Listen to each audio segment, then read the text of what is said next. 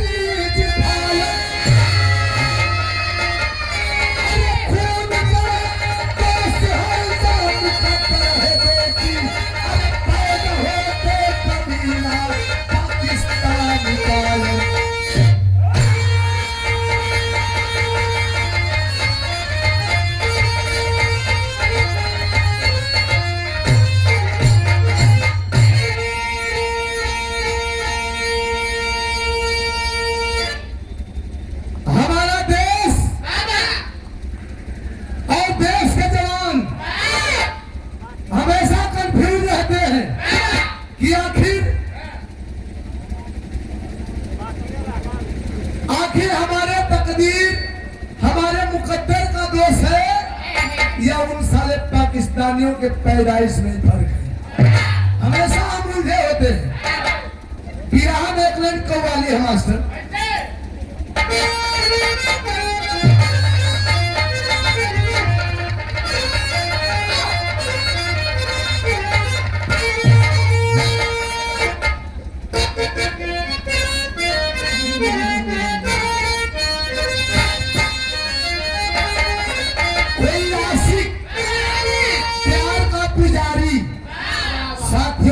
बैठा है और कहता है, क्या कहा?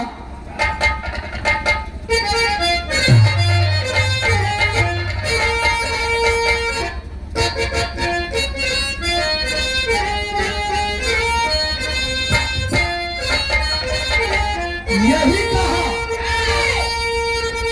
अरे इश्क होला,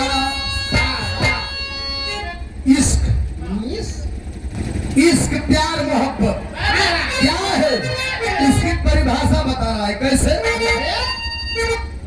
अरे इश्क होला इबादत खुदा के,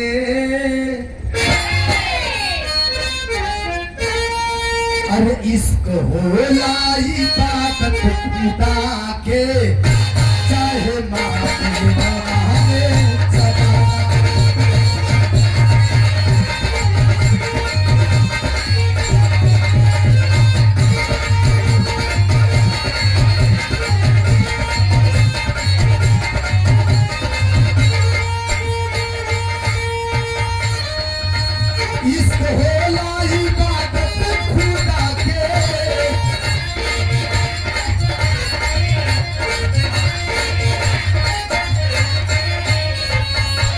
इसको होला इबादत खुदा के,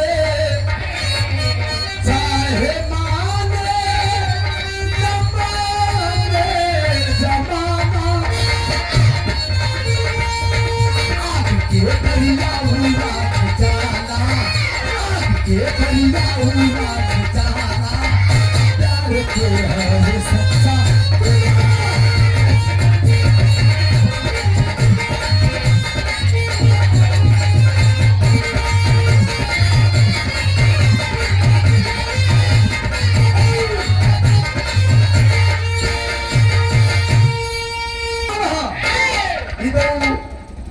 दीवाना रहल, आशिक रहल।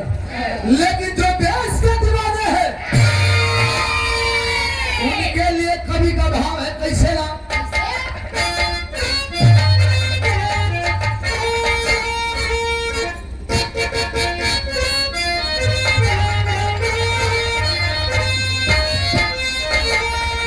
कवि लिखते हैं अरे आन पे, आन माने देश वतन मुल्क मान सम्मान भी होला, ऐसे कवि जी लिखत रहन। अरे आन पे शान से मरना सीखा, अरे आन पे शान से मरना सीखा, है वतन का जो सच्चा दीवाना।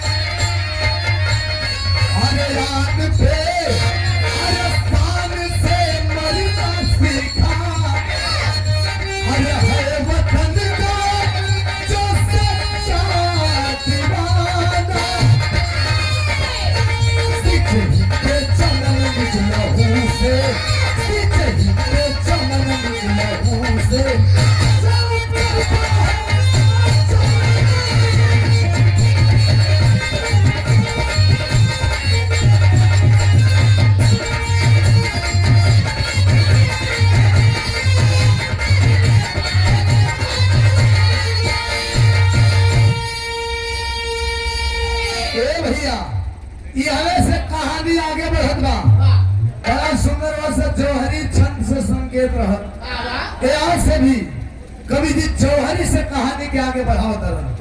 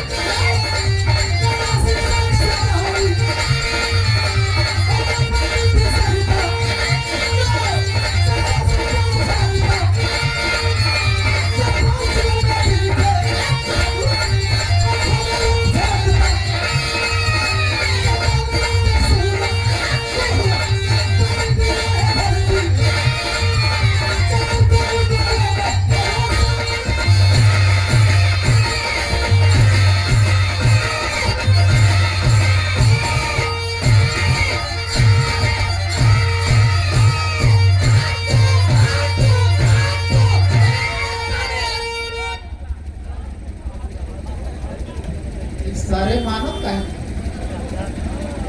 झटके से टीका वाला भैया, झटके से कहानी समझ ली। पंजाब प्रांत अमृतसर जिला सोनपुर बस्ती के रहने वाले फौजी राणा सिंह, पत्नी का नाम सरिता देवी। भगवान सब कुछ देने वाला है भैया, धन दौलत तो कमी ना, कमी कौन चीज का खला था, औलाद का कमी। कौन जला भैया औलाद का कम, औलाद के भी पानी बना देला। सन 99 की बात है, एक याद रखिएगा। एक दिन दोनों पति पत्नी फौजी राणा सिंह और सरिता देवी हम बिस्तर है। हम बिस्तर का मतलब एक ही बेड पे दोनों प्राणी एक पर सुतर रहलन। रात का वक्त था, इस समाज का ताना बहना से सरिता देवी का दिल भर आयल रहे भैया। बाजिन वाला ताना सुन सुन के उनका जिंदगी से मन उब गल बा। ये बतिया सोच सोच के रोवत है, वो रतिया में अखियां से आंसू चलत बा। झरझर झरझर लोर ढरकत बा सिसकी रोवाई लेके हिचिक हिचिक के रोवत है। रोवाई की आवाज फौजी राणा सिंह के कानों तक पहुंची, उठ करके बैठ गए। कहते सरिता रो रही हो, तुम्हारे आंखों में आंसू, क्या बात है? किसी ने कुछ कहा? क्या बात है बताओ? वही रात्रि के सरिता देवी उठ के बैठ गई और अपन आंख के आंसू का कारण बताओ तारी, अपन दुख बताओ तारी। गीत लगले मास्टर।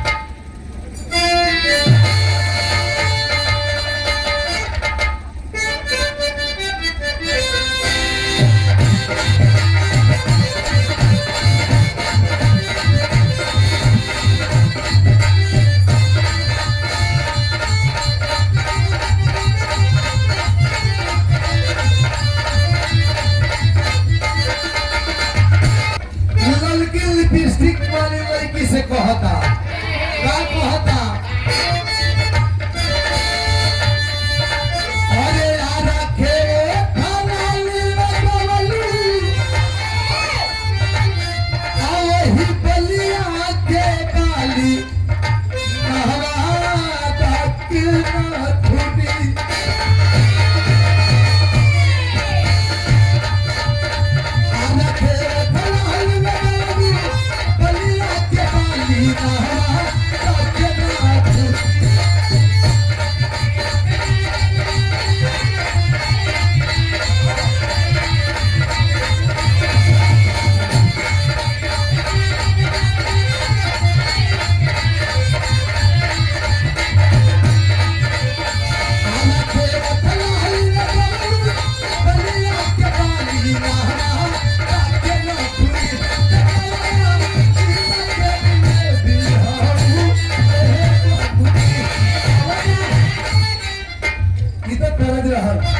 लेकिन सरिता देवी अपन दुख बतावत हुई, अपने आंख के आंसू का कारण बतावत हुई। कैसे? अरे अखिया में आस भर के,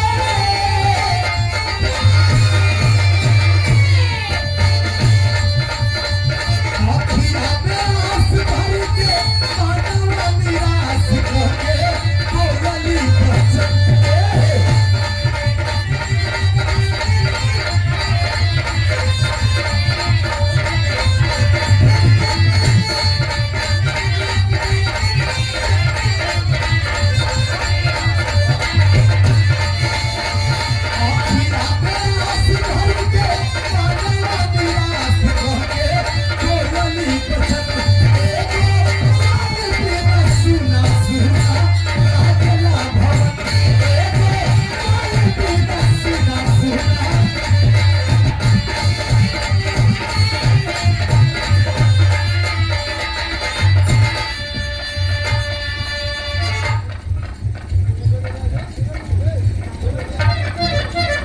रोवा लगले, कली की सैया भगवान का देव सब कुछ बा, हम लोग के कमी ना है, कमी बा एक थे औलाद का, एक थे औलाद बिना कि हमारे घर आंगन सुना पड़ल बा, हमार कोख सुनी पड़ल बा, और इस समाज का लोगन का बाजिन वाला ताना सुन सुन के जिंदगी से मन उब गई बा, जिए को मन नहीं करे। फौजी राणा सिंह समझा रहे, पागल मत बनो, समाज के लोग क्या कर रहे हैं, क्या नहीं कर रहे हैं, उनके ताने बहने पे ध्यान मत दो, ऊपर वाले पे भरोसा रखो। उनके घर में देर है अंधेर नहीं है, भरोसा रखो। ए भैया रतिया का समझावत हो तो सवेरवा एक कबले और सीमा से खबरिया,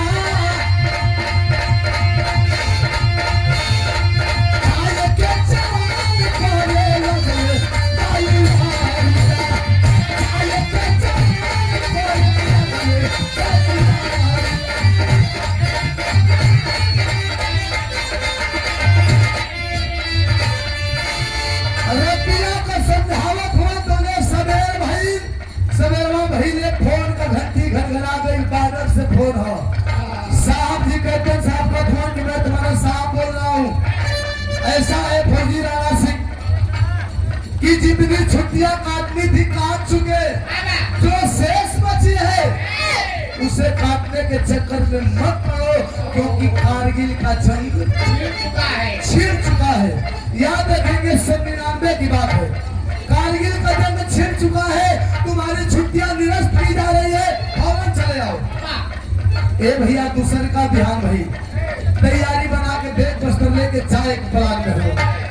उनको दुल्ही सरिता देवी आरती का थाल लेके आरती उतारा तारी, अखिया से आंसू के बरसात होता, रो तारी, बिलखा तारी, अब कहत का बारे और हमारा के छोड़ी घरे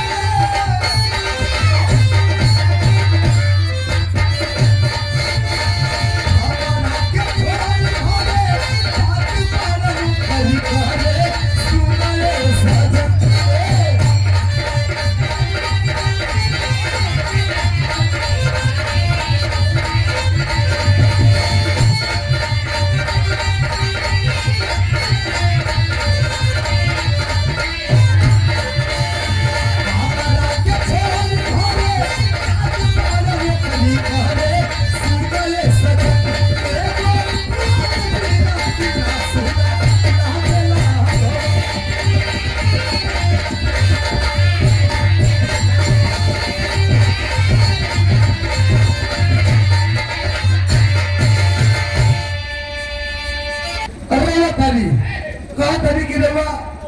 ऐसा हालत भरवा अकेले के छोड़ के नौकरी कर जात पर एक बात छान जाई, इस समाज के लोगों का गाली सुन ले, मार खा ले, बर्दाश्त कर ले, लेकिन जो नहीं बाची वाला ताना बा हमारे बस का ना कि ताना हमसे बर्दाश्त हुई। चल मार खा के अपन जान दे दे। फौजी राणा सिंह समझा रहे हैं कि तुम बहादुर की पत्नी हो, एक वीर की पत्नी हो, फौजी की पत्नी हो, और फौजी की पत्नी की आंखों में आंसू शोभा नहीं देता। समझा बुझा के चलल हो, तब बिरहा में तर्ज बदल गई।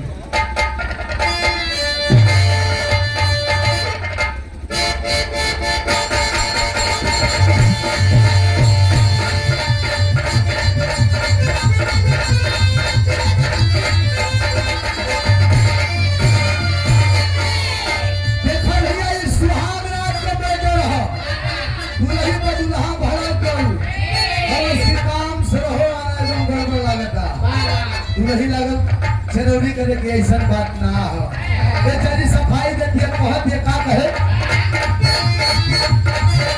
तेरी तेरी कोरा भी तो हंसे चिकिरिया हके हका हका नी सही चिकिरिया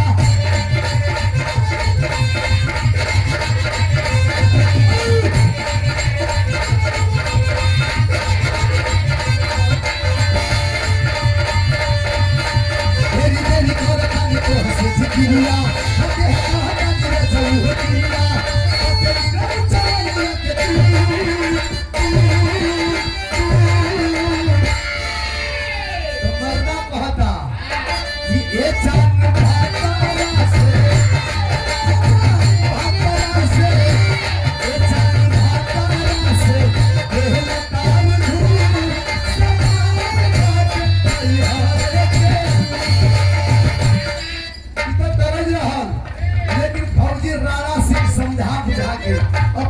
सरिता देवी के चलल हो, तो कौना भाव में चलल हो, जगमाना के भरे छोड़ के रहिया जाई न के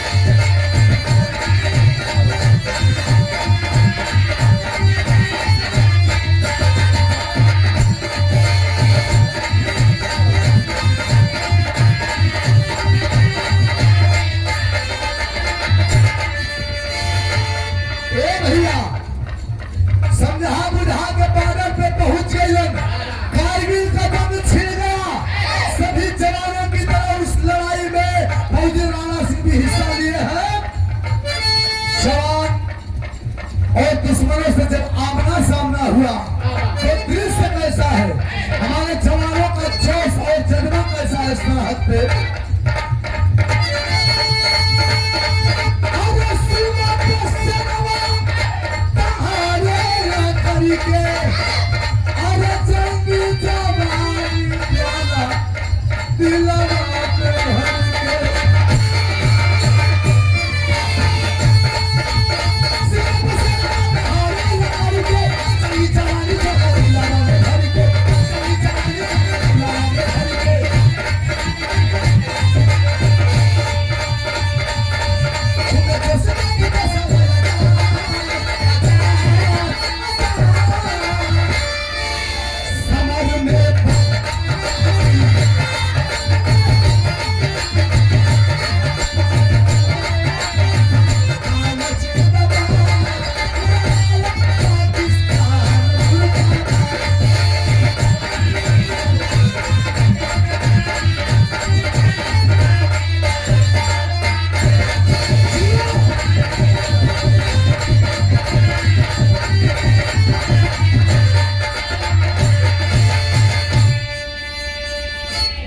कारगिल का जंग छिड़ गया, लगभग 2.5-3 महीने के आसपास कारगिल का जंग जारी रहा।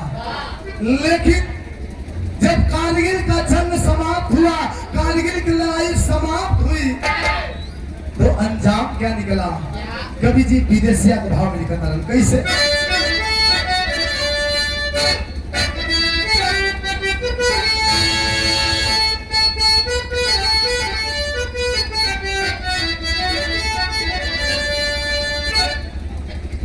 कैसे? अरे भैली लड़ाई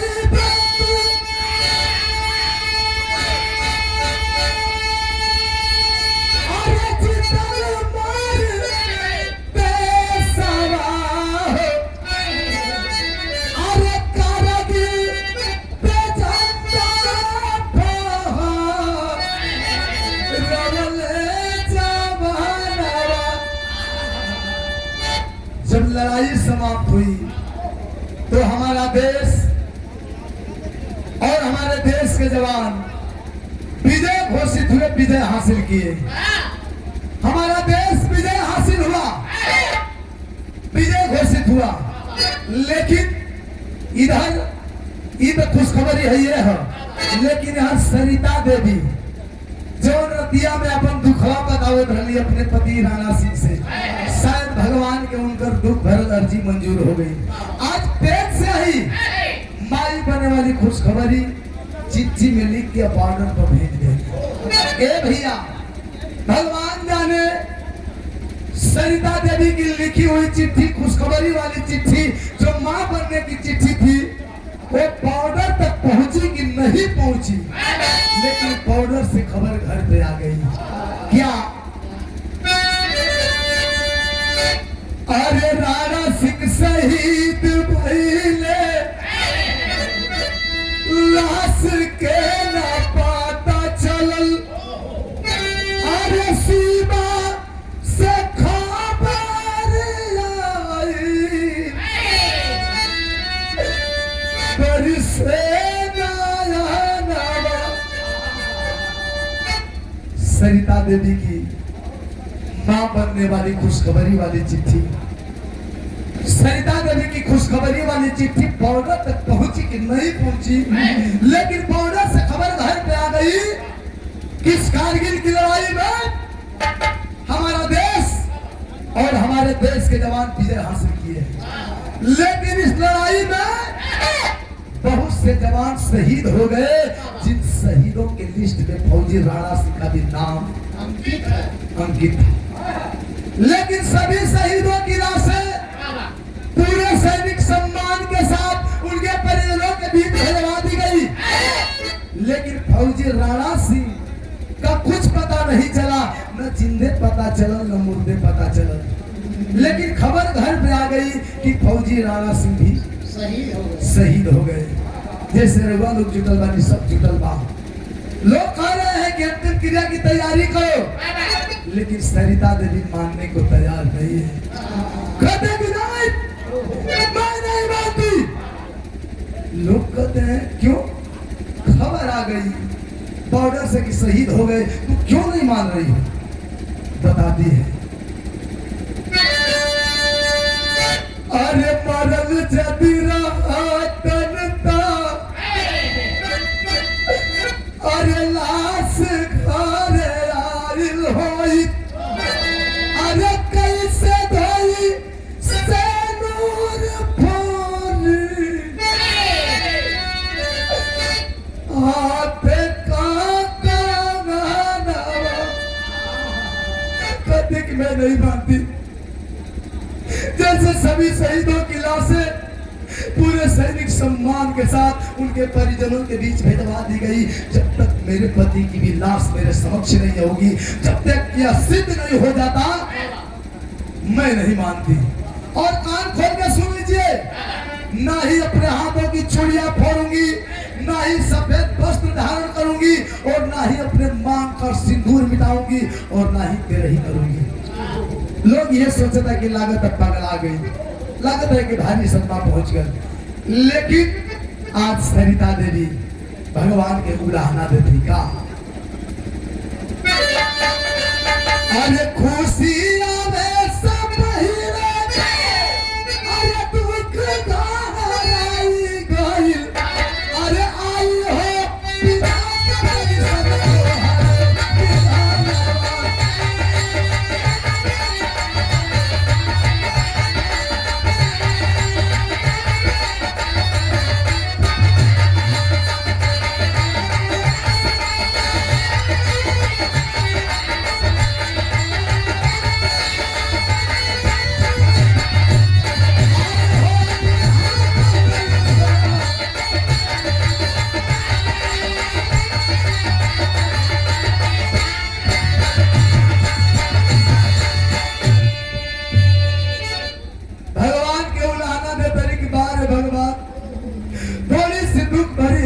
सब करके आपने मेरी अर्जी स्वीकार तो किया, मुझे मां बनने का आगम तो दिखाया, लेकिन यह खुशी आने से पहले ही हमारे जीवन में दुख का पहाड़ खड़ा कर दिया आपने। प्रभु ए भैया समय बीतत बा, समाज में कई तरह के लोग बा, एक थे बाझिन वाला ताना तो रहबे कई, एक थे ताना और बढ़ गई कि एक मर्द मर गया तब सुहागिन बन के घूमे ले। अब हो बतिया समाज का ताना कलेजा सालत भाई भैया।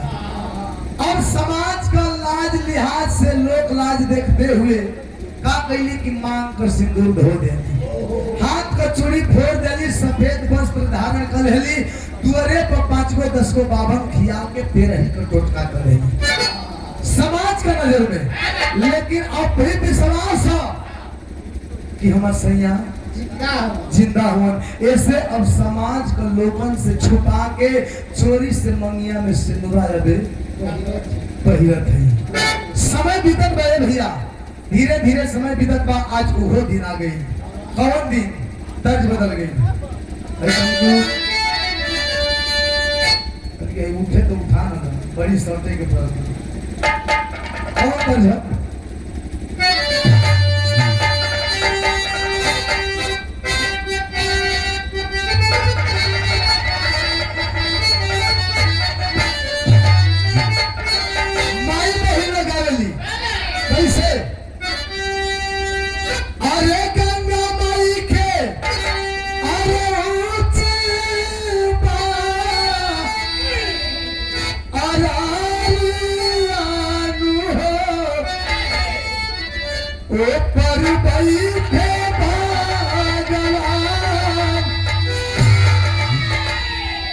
लेकिन आज वो दिन आ गई।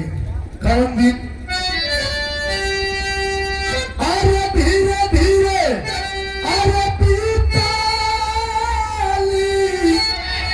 समय आलू है जो दिया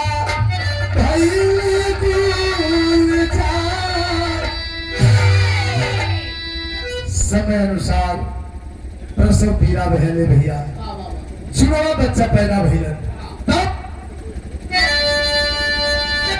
जुड़ावा बेटा बेटी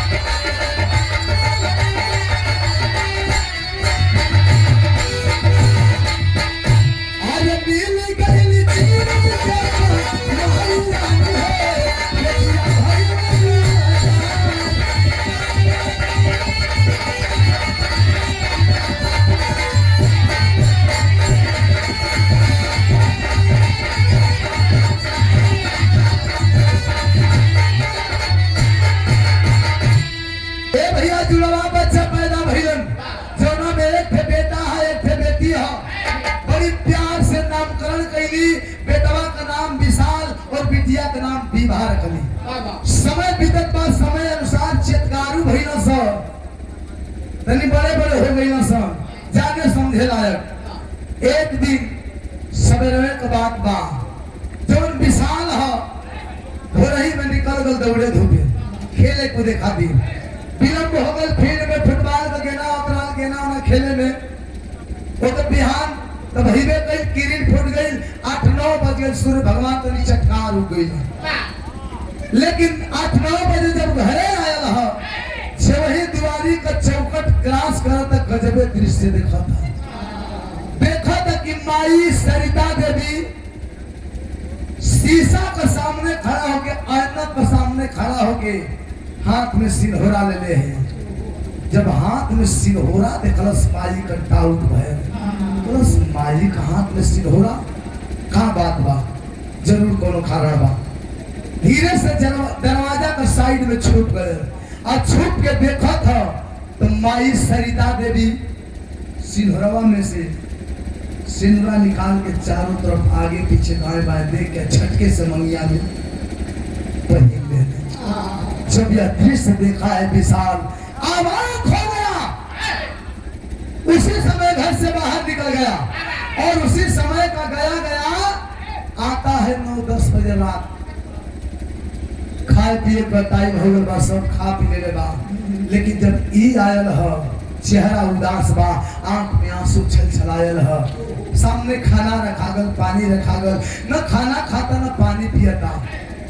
माई सरिता देवी कही, बेटा का बात है बेटा, कैसा उदास हो बेटा, कोई कुछ कहला सा? कलश की ना, कोई से झगड़ा भयल हा? कलश की ना, तो फिर उदासी का कारण? कलश की कोई से झगड़ा ना भयल, कोई कुछ कलश ना। लेकिन एक सवाल जो मेरे सीने में भाले की तरह चुभ रहा है, और जब तक इस सवाल का जवाब नहीं मिलेगा, ना मैं अन्न का एक दाना ग्रहण करूंगा और ना ही एक घूंट पानी पीऊंगा। और इस सवाल का जवाब सिर्फ और सिर्फ तेरे पास तू ही दे सकती है। माई कलश सभी पगला, ऐसा कौन सवाल है जो हमारे बेटा के परेशान खरीदे है, खाना पीना छोड़ा दे है? पूछ कौन सवाल है? पूछा था, तर्ज बदल।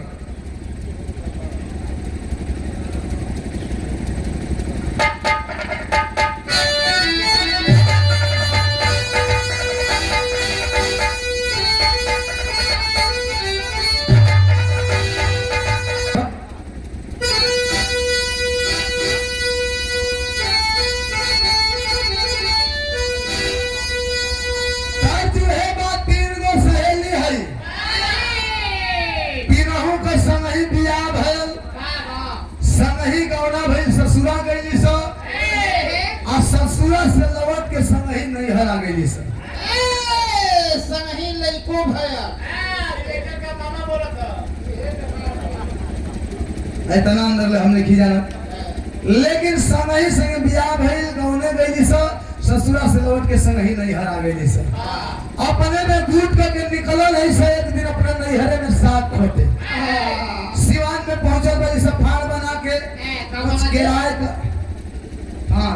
झोली हमरा सुने में कुछ और तोरा सुना कुछ किराए को साग लागल बा, कुछ चना का साग लागल है, नेहू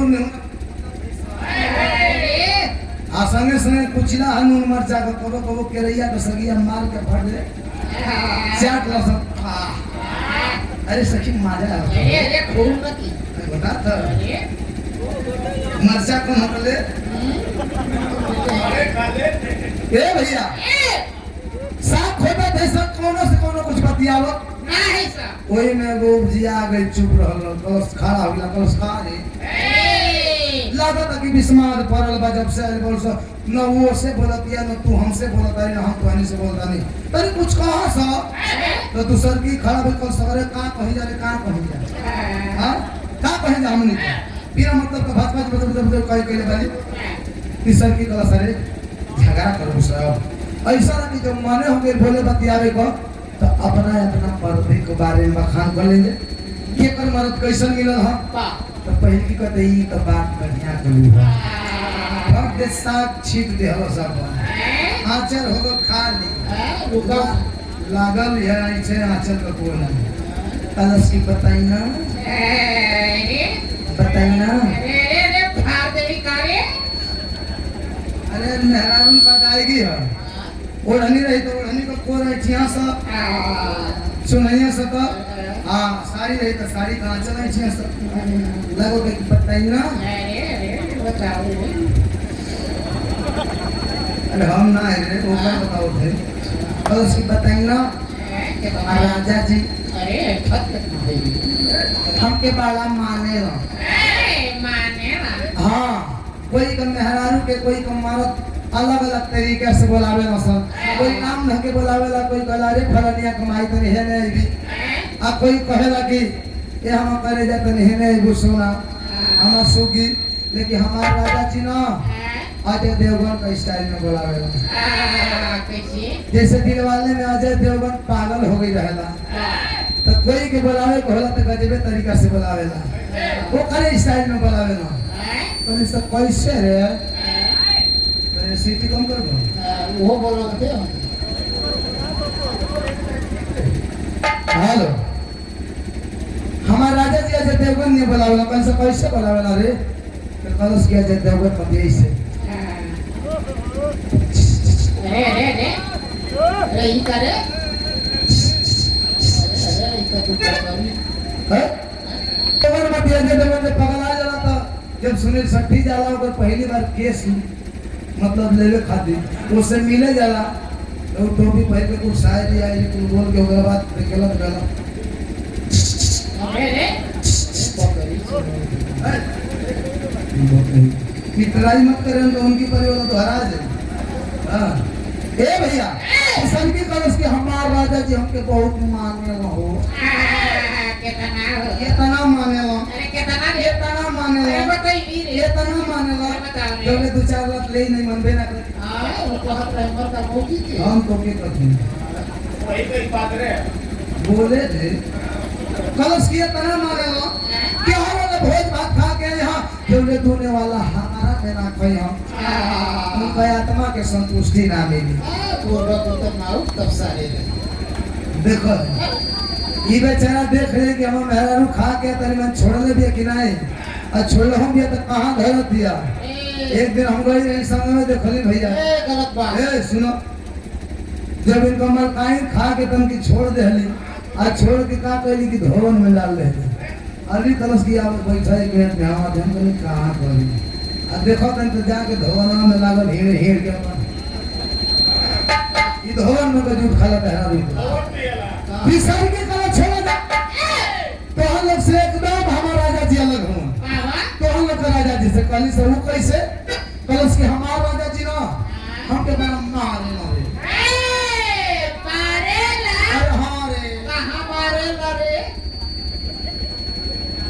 ये पन मारी पीछे में किया मारे लो तब तो बड़ा बुरा बात है उसकी ना ना ना ना ना ऐसा मत सोचे मारे लो लेकिन मरला के बाद एक बड़ा नीमन काम करे लो कल सही हो दाना मरला के बाद कौन नीमन काम करेला हो तो कहाँ देखा कहे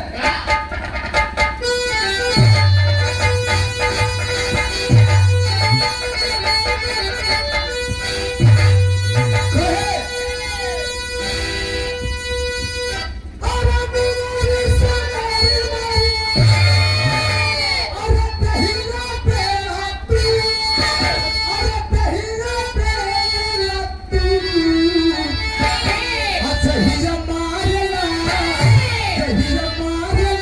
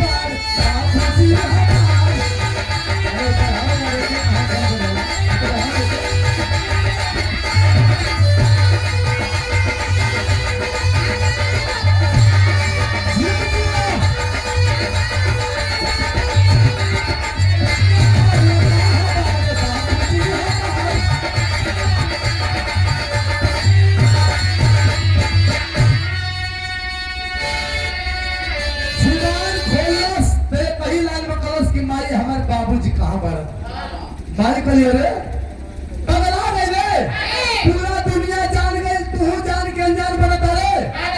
बस की ना पागल पे पहले रहने होश में तैयार जाए बनी कहत का हो। अरे सेनुर का राज आज हमके बतावा, अरे कहे बेटा बुझा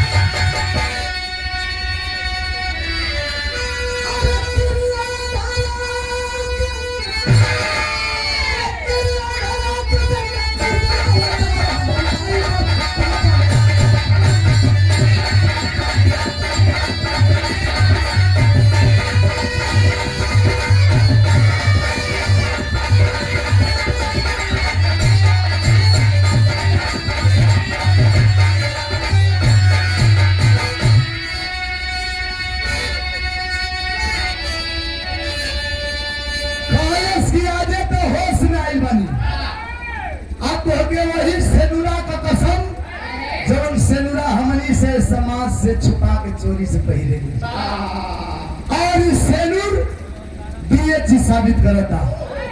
पहला गीता हमारे बाबूजी जिंदा बालक आ जिंदा बालक तो कहाँ बालक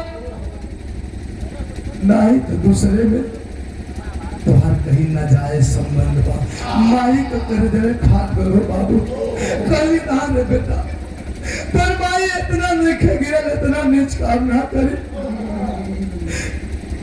बताना तो नहीं चाहती थी लेकिन जब तूने सिंदूर का कसम दे दिया तब तो बताना पड़ेगा।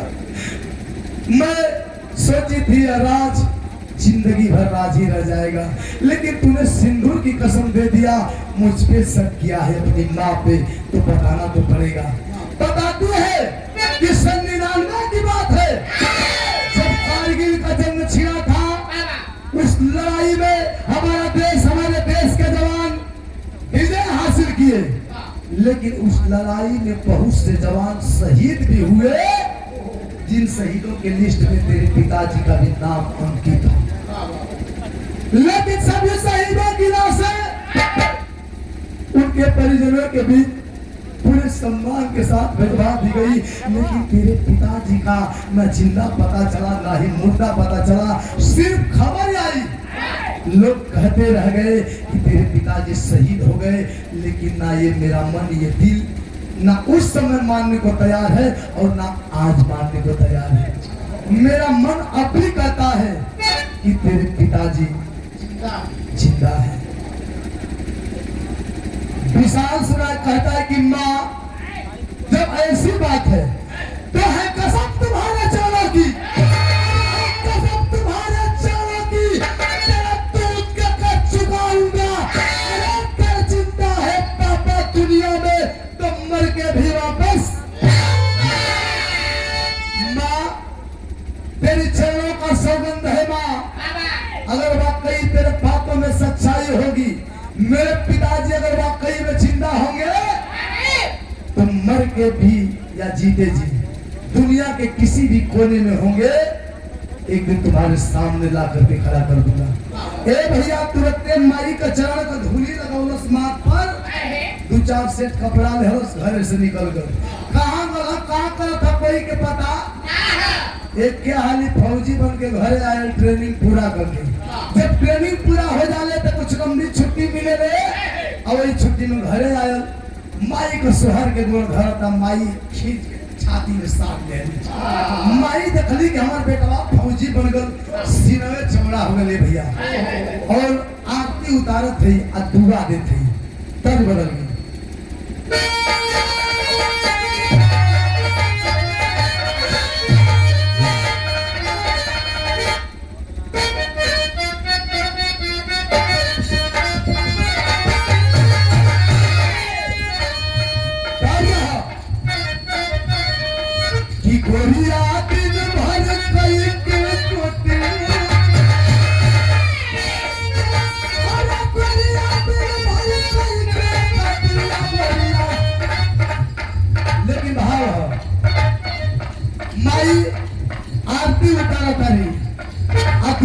कैसे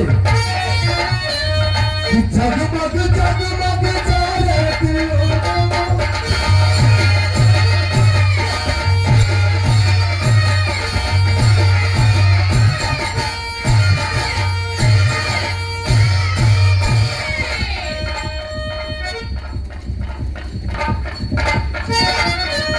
जगमग जगमग जाने दिया नवा।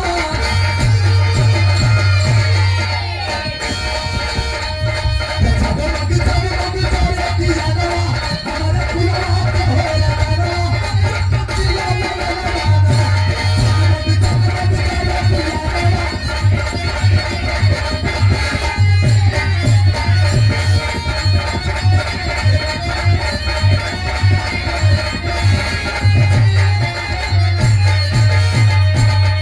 माई आरती उतारत है, बड़ी खुशी कही बार भगवान।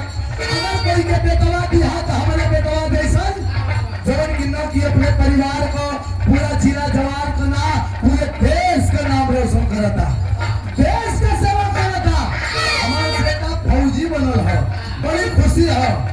लेकिन धीरे धीरे धीरे धीरे जब हम ट्रेनिंग वाले छुट्टी रहल खत्म हो गई। जब छुट्टी खत्म भई, पहली बार ड्यूटी ज्वाइन करे चलल ह, तैयार होके तो बहिनिया पीभा जवन बा आरती का थाल लेके आरती उतारत दिया। आंख से आंसू चलत बा, रोवत दिया। नजर पड़ल भैया फौजी विशाल के कलश से, रे पगली रोवत भई, हम तो भुला गई। तोरे खातिर एक सरप्राइज है। कलश कैसन सरप्राइज भैया? तो कहता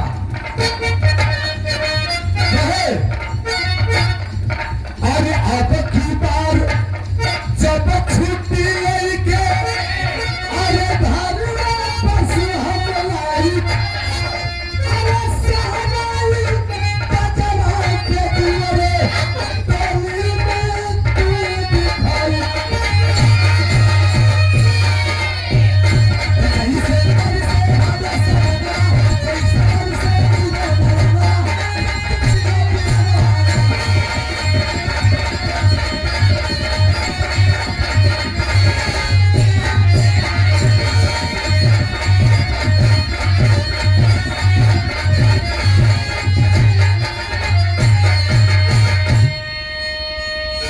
कॉलेज की रोड में ब्रेक पगली।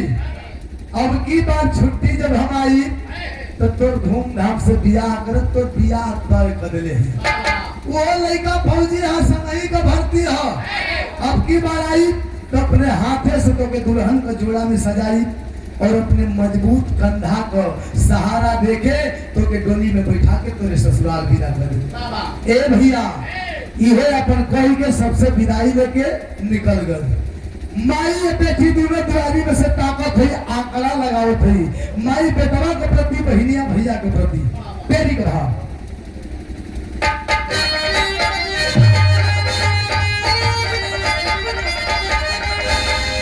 अरे पिताई चकले खून में भरल, अरे पिताई चकले खून में भरल, तो गर्दन कट जाई रे ना से झुकाई।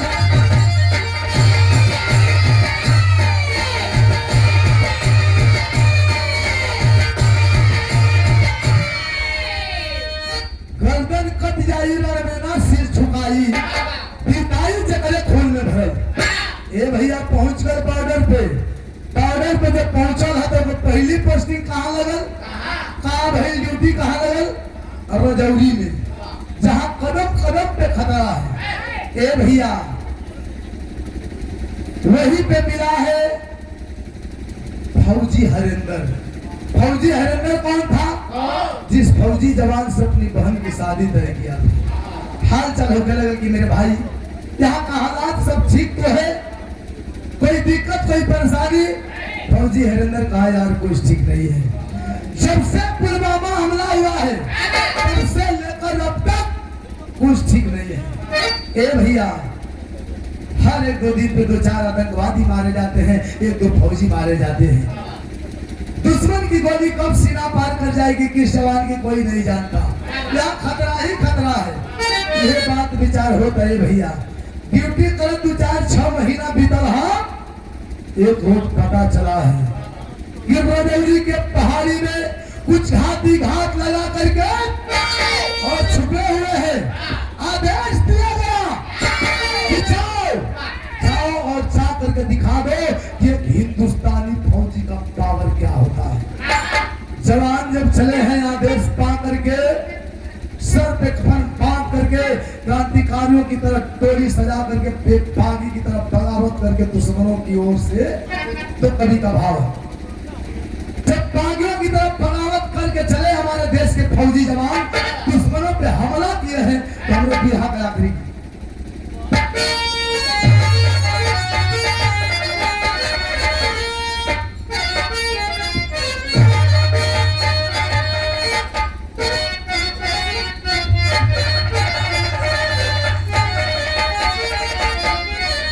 आजादी के दीवाने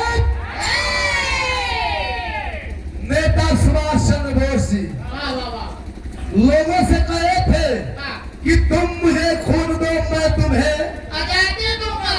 घर घर से मंगले रहन का कले रहन।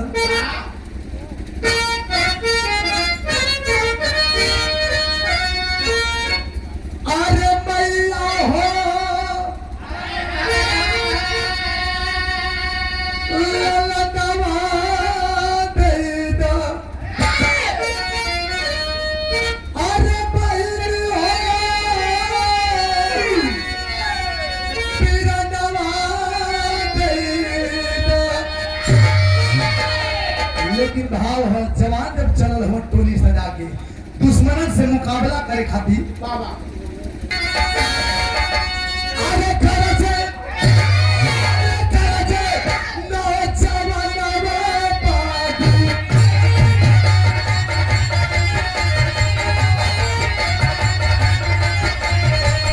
बागी सही कथलवा बागी।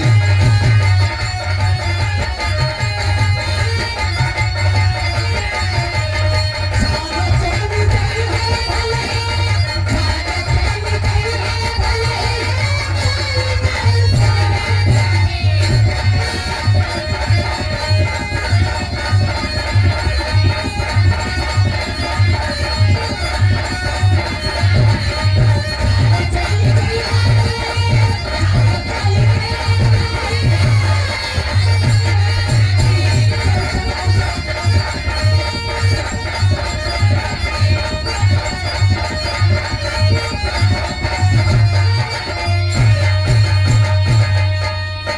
चलो है जवान टोली सजा करके और करुणा भर के दुश्मनों का सामना कर रहे हैं।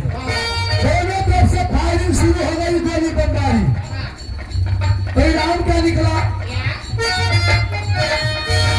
अरे आधा घंटा जम के फूटे, अरे तेरा वाला लड़ाई कइले। किल्ला बंदी मारल गइले, किल्ला बंदी मारल गइले। बाकी कुछ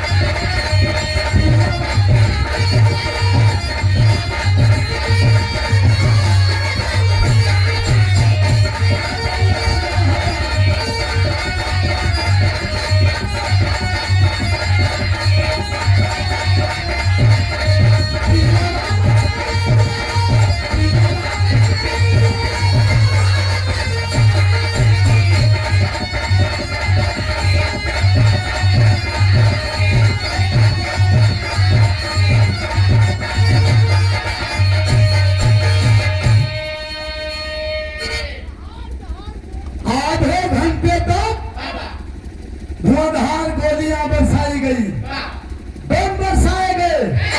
लेकिन आधे घंटे के बाद जब लड़ाई समाप्त हुई तो अंजाम यह निकला कि 3 गो मरा गई न, बाकी कुल परा गई न।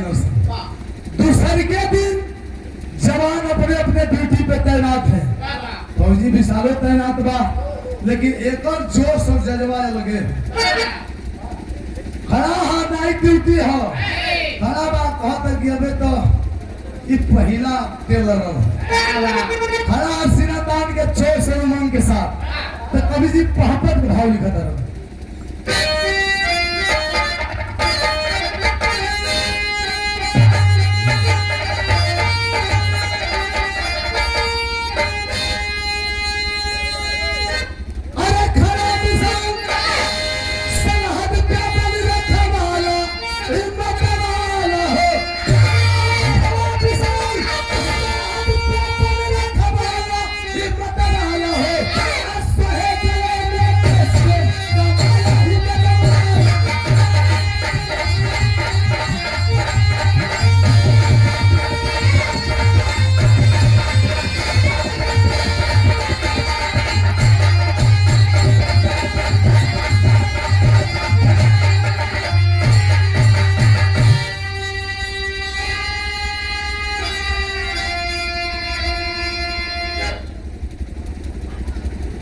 ए भैया पूरे 6 सलमान के साथ खड़ा है, तमाम जवानों के साथ,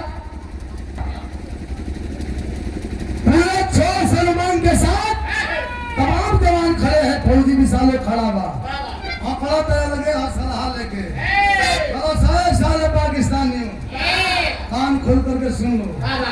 अभी तो एक ट्रेलर था, अभी तो एक ट्रेलर था।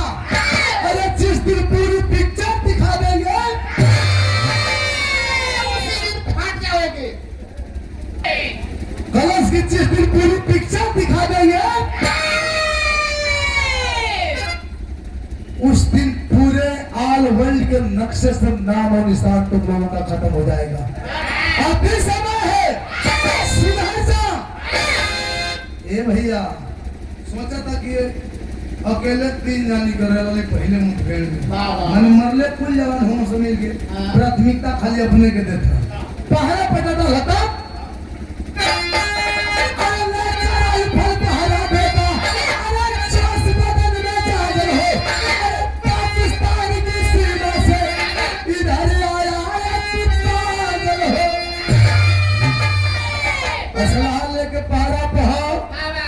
फौजी विशाल का ठीक समन्वय से जब भारत पाकिस्तान को बॉर्डर पे कटबंधा का तार फान के एक पागल चल लावत है।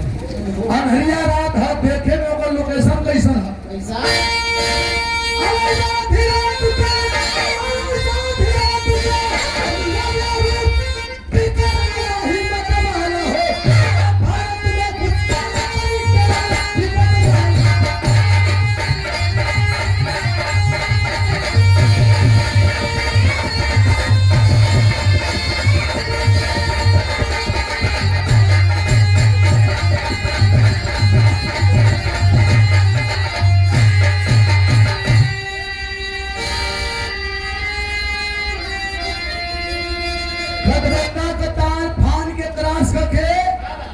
पागल चल रहा होता। ठीक फौजी विशाल का समझ में कवि जी आल्हा का भाव एक कैसे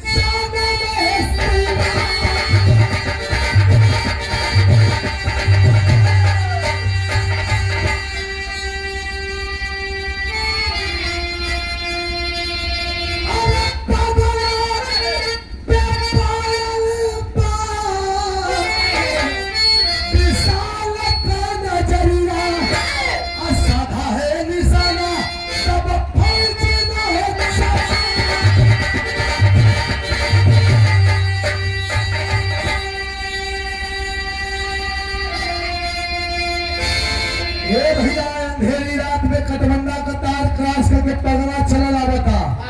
देखे में एकदम विकराल रूप, काली रात है। ओकर लोकेशन कैसन है, दृश्य का है बड़का बड़का बाल, दाढ़ी, मूछ, लाल लाल आंख, तन पे चादर भेड़िया चला लावता। तब तक फौजी विशाल की नजर पड़ी है, उठा करके हथियार और टाइगर पे उंगली रखते हुए गर्जना भर के कहता है कि रुक जाओ, जहां हो वहीं पे रुक जाओ, वरना एक भी कदम आगे बढ़ाया तो सारी की सारी गोलियां तुम्हारे बदन में उतार दूंगा। शेर जैसे गर्जना भर के धमकी देता फौजी विशाल, लेकिन पगला का पोजीशन का है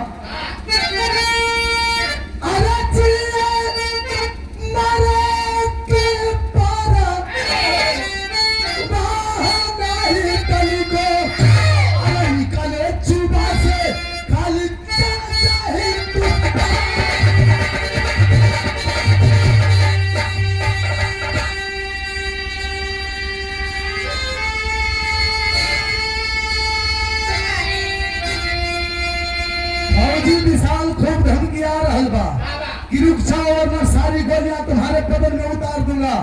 लेकिन ये मोरी बोतले पता नहीं का बुदबुदा फैलाई के उनके बंदूक को नोक में छाती सटा के नागरिक के हिले ढूंढे। फौजी विशाल का कौन हो तुम, कहां से आए हो, और इतनी रात को ऐसे आने का मतलब सही बता दोगे?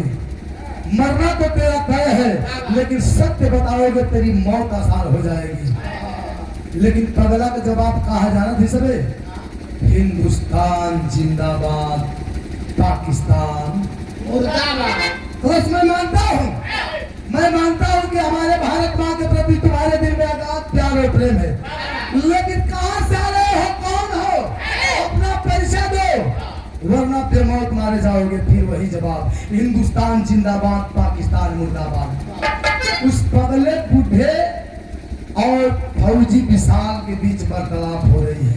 तब तक अरे पाक सीमा से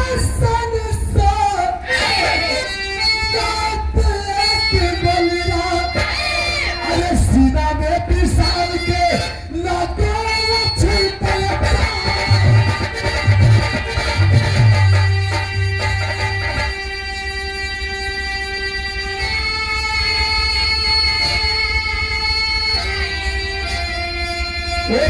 लाखों फौजी विशाल के बीच में बात विचार होता, पूछताछ होता। पहले पाकिस्तान की ओर से कायराना हमला हुआ। पाकिस्तानियों के द्वारा चलाई गई एक गोली राउंडिंग लेते हुए आकर के फौजी विशाल के सीने में लगी। फौजी विशाल धराशायी होकर के गिर गया। क्षणिक पल में ही उसके प्राण पखेरु उड़ गए। इस धरती माँ के दामन में, आंचल में अपने आप को समर्पित कर दिया। तो कवि जी सदर भाव में लिखा तरंग,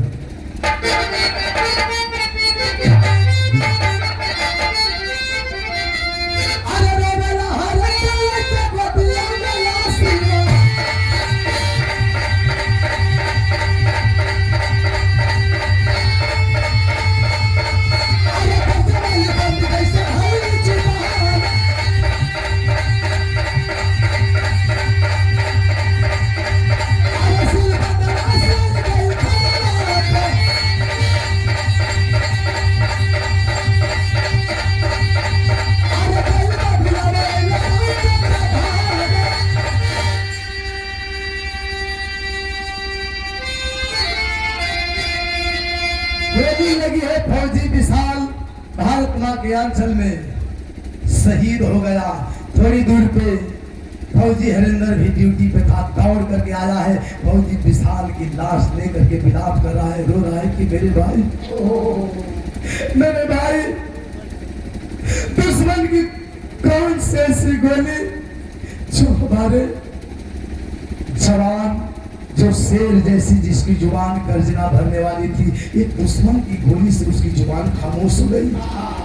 दुश्मन की गोली में इतनी ताकत। मेरे भाई उठना, उठ, अगर नहीं उठेगा तो हमारे सजाए हुए सपनों का क्या होगा। रो रहा है, बिलख रहा है, लेकिन सारे फौजी जवान मिल करके शहीद विशाल की लाश और साथ में उस पगले को लेकर के गए, कस्टडी में लेकर के कैप्टन साहब के पास। पूछताछ होने लगी। फौजी हरिंदर रो करके कहने लगा कि साहब, आज से 2-3 दिन बाद इस सही जवान की बहन से मेरी शादी होने वाली है। कल हमें जाना भी था, हम दोनों ने साथ में अर्जी लगाए थे, अर्जी मंजूर भी हो गई थी। कल हम लोगों को जाना भी था, और आज समझ में नहीं आ रहा है क्या होगा, कैसे होगा। सारे हालात को मद्देनजर रखते हुए फैसला यह लिया गया कि फौजी हरिंदर को घर भेज दिया गया, छुट्टी दे दी गई कि जाओ तुम अपनी शादी की तैयारी करो।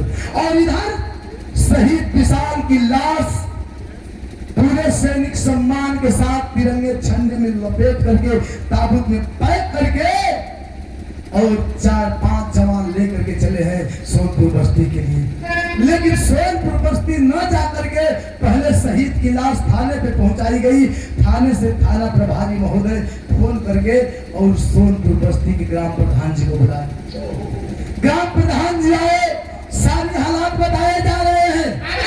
थाना प्रभारी महोदय कहते हैं कि प्रधान जी, ये शहीद विशाल है, आपको तो पता ही होगा, कल इस जवान के घर पे इसकी बहन की शादी है, और एक ही कमाने वाला कमासुत बेटा था उस घर, उस परिवार का। आज शहीद हो गया, लेकिन जब तक शादी संपन्न नहीं हो जाती, यह लाश, इस शहीद जवान की डेड बॉडी आपके संरक्षण में, आपकी कस्टडी में रहेगी। और हाँ, किसी के कान इस बात की भनक नहीं लगनी चाहिए। और एक बात और, शादी होने के बाद बारात विदाई से पहले इस शहीद जवान की लाश इसके परिजनों तक, इसके परिवार में, इसके दरवाजे पे पहुंचा दीजिएगा। ऐसा ही हुआ क्या? अरे शादी वाला मदद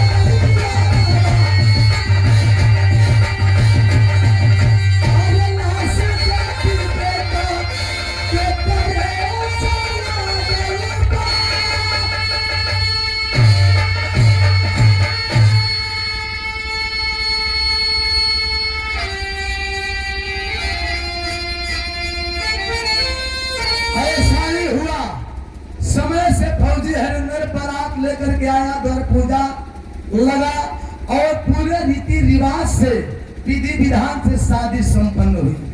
शादी संपन्न हुई, सुबह बारात विदाई के कगार पे है। फौजी हरिंदर अपनी दुल्हन को लेकर के पूरे बारातियों के साथ अपने घर को प्रस्थान करना चाहता है। मन में सवाल भी चल रहा है कि अभी तक शहीद विशाल की लाश नहीं आई, अगर आ जाती तो सबसे मुलाकात हो जाती और खास करके उसकी बहन से मुलाकात हो जाती। ए भैया, बारात विदाई का कगार पहुंचे प्रधान जी फोर्स वाली गाड़ी के साथ शहीद विशाल का लाश लेकिन द्वारे पर हाजिर। लोगों को जब पता चला है इस घर का इकलौता बेटा, कमासुत बेटा विशाल शहीद हो गया, उसकी लाश आई है, लोगों का करेजा मुंह क्या होता हो भैया। लेकिन जब माई सुन ली है, बहनिया सुनस कि हमार भैया, माई सुन ली हमार बचवा शहीद हो गई, हमार बचवा मर गई, हमारे बचवा का लाश आई बा, जे जौने भेस यहाँ दौलत मिलत माई चिल्लाते दौड़े आए होला, बुढ़िया तो बिगाड़ दे रहे बेटा। जाके अपने बेटवा का लाश पे और बहनिया अपने भैया का लाश के पास खड़ा होकर रोने लगे। माई रो तरी की बेटा, ये नहीं हो सकता, तू ऐसे नहीं जा सकता, जाने से पहले तुझे सोचना पड़ेगा कि तूने अपनी माँ से कुछ वादा किया था। आज वह वादा अधूरा छोड़ के कैसे जा सकता है? बहुत बड़ा धोखा है। याद कर, तूने मुझसे वादा किया था, मुझे वचन दिया था कि तेरे पिताजी अगर जिंदा होंगे तो कहीं से भी, दुनिया के किसी कोने से भी मर के या जी के एक दिन मेरे सामने ला करके खड़ा करेगा। अरे सामने लाना तो दूर, तू तो ये भी पता नहीं लगा पाया रे कि वाकई में तेरे पिताजी शहीद हो गए हैं या जिंदा हैं। बहुत बड़ा धोखा दिया है तूने, तुझसे ऐसी उम्मीद नहीं थी। जो बेटा बिना अपनी माँ से पूछे घर का दरवाजा चौखट नहीं लांघता था, क्रॉस करता था, आज वो बिना इजाजत इस दुनिया से कैसे जा सकता है? माही रो थी, थोड़ी के दूर पे दुल्हन का जोड़ा में बहनिया विवाह खड़ी है, रोड पर कलश की माँ तू नहीं जानती, बहुत बड़ा विश्वासघाती है, बहुत बड़ा धोखेबाज है। लोग समझा रहे हैं, रे पगली ऐसे मौके पे ऐसे नहीं कहते। कहती है भैया आप लोग क्या जानोगे, मेरी माँ जानती है, माँ तू तो जानती है ना, जब पहली बार ड्यूटी ज्वाइन करने जा रहा था तो हमसे वादा किया था कि जब अगली बार छुट्टी आएगा मेरे धूमधाम से शादी रचाएगा, और दुल्हन के जोड़े में अपने हाथों से सजा करके अपने मजबूत कंधे का सहारा दे करके मुझे मेरे ससुराल भेजेगा। मुझे विलंब हो रहा है, कहाँ है इसका मजबूत कंधा, और मुझे सहारा दे करके डोली में बिठाए। लोग समझा रहे हैं कि बेटी यह जवान शहीद हो गया है और लाशें कभी बोलती नहीं है, जो मर गया दोबारा जिंदा नहीं हो सकता। तुम्हारे इन बातों का कोई मतलब नहीं निकलने वाला है। लोग समझा बुझा रहे हैं, समझा बुझा करके शहीद विशाल की लाश को लेकर के चले हैं लोग शमशान घाट पे। घराती पक्ष और बाराती पक्ष दोनों पक्ष शमशान घाट पे चिता सजाई गई। घरात पक्ष बारात पक्ष आवाज जवान के लोग सब लोग जुटल बा, लेकिन शहीद विशाल का चिता के मुखाग्नि के देखा उस घर का दामाद फौजी हरिंदर से वही चिता में आग लगाना चाहता है, तब तक एक आवाज आती है, रुक जा बेटा, रुक जा बेटा। एक रोती बिरकती आवाज के साथ भीड़ को चीरते हुए एक पुट्ठा ला करके घुटने टेक करके बैठ गया फौजी हरिंदर के कदमों के पास। कहता है रुक जा बेटे, इस सही जवान की चिता को अग्नि देने से पहले बस एक अर्जी मेरी स्वीकार कर लो। क्या कहता है वह बुद्धा? आखिरी बात,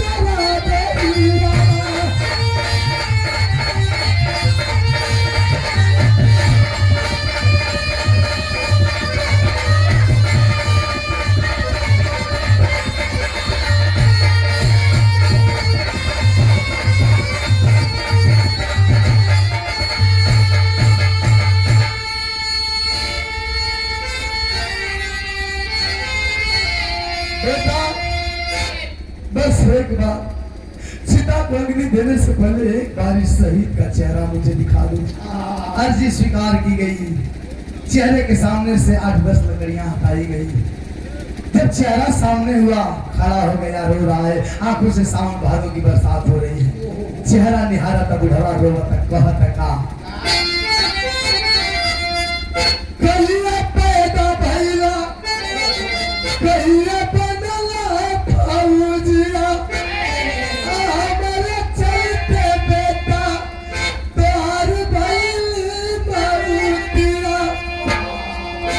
बेटा मैं नहीं जानता तू पैदा कब हुआ, तू सयाना कब हुआ, तू फौजी कब बना, ये मैं नहीं जानता। लेकिन इतना मैं जरूर जानता हूं कि तेरी मौत का जिम्मेदार है मनु, तेरी मौत का जिम्मेदार मैं खुद। लोग तरह तरह का आंकड़ा लगा होता है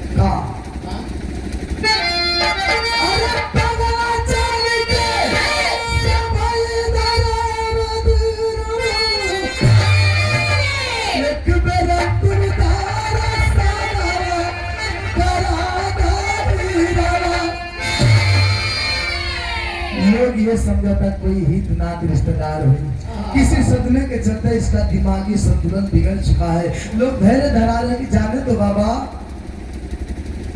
जो होने को रहता है हो जाएगी, होने को कोई टाल नहीं सकता है।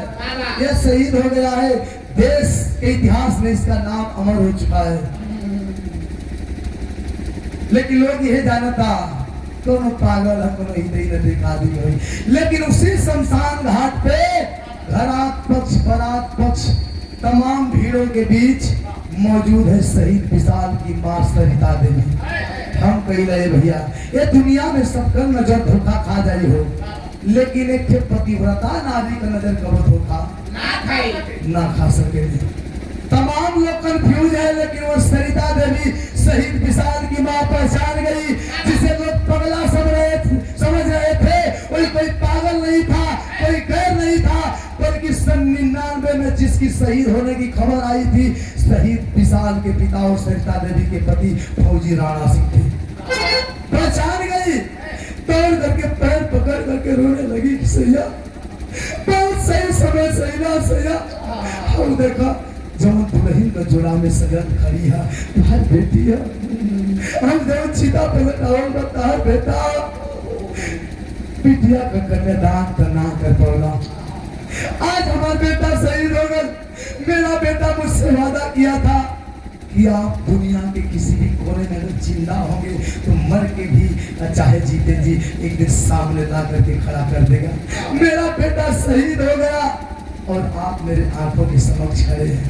मेरा बेटा तो मरते मरते अपना वादा अपना वचन पूरा कर गया, लेकिन आप कम से कम अपनी बेटी का कन्यादान तो नहीं कर पाए, लेकिन अपने बेटे की चिता को मुखाग्नि दे करके एक बाप होने का फर्ज अदा कर दीजिए। जब ये तभी बतिया सुना है बाबू, जवन चदरवा दहिया पर ततवा से खींच के फेंक दियावन, अखियां से आंसू चलत बा। जब ततवा से चदरवा खींच के फेंकला हां, रोवत हो कहत हो लोग देखत का हां। अरे भाई बिना बा बाहर दूर भागिया। जब चदरवा खींच के फेंकला हां तो लोग यह देखता कि पाकिस्तान वाला फौजी राणा सिंह का दोनों बहिया काट ले हुए, दोनों बहिया गायब है बाबू। रो तरन कह तरन का कि कहीं भी दादा बाहर दूर भगिया, अब कैसे लगाई बोला चिता मेरा गिरा।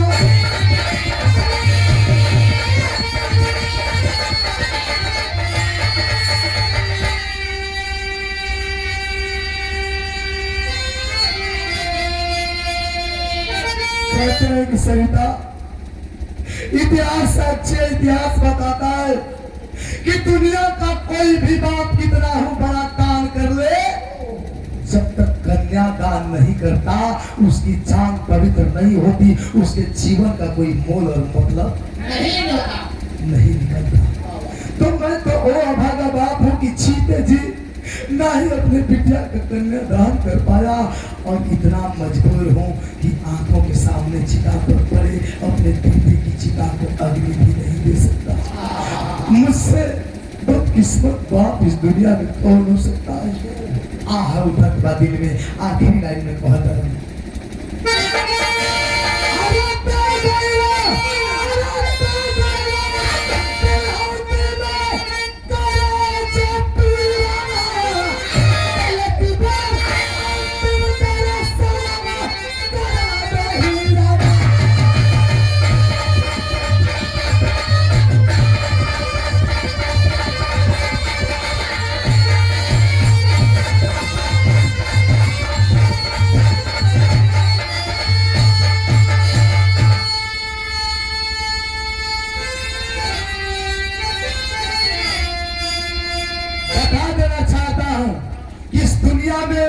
सबसे कठिन और सबसे भारी बोझ कौन सा होता है, किस चीज का। सब लोग जानते हैं कि इस दुनिया में सबसे बड़ा बोझा, सबसे भारी बोझ एक थे बूढ़ बाप को कंधा पर जवान बेटा का लाश। कैसे बढ़ के दोनों बोझ एक बाप खातिर ना हो रहे भैया। सलामी देकर के अंतिम विदाई की गई। आखिरी भाव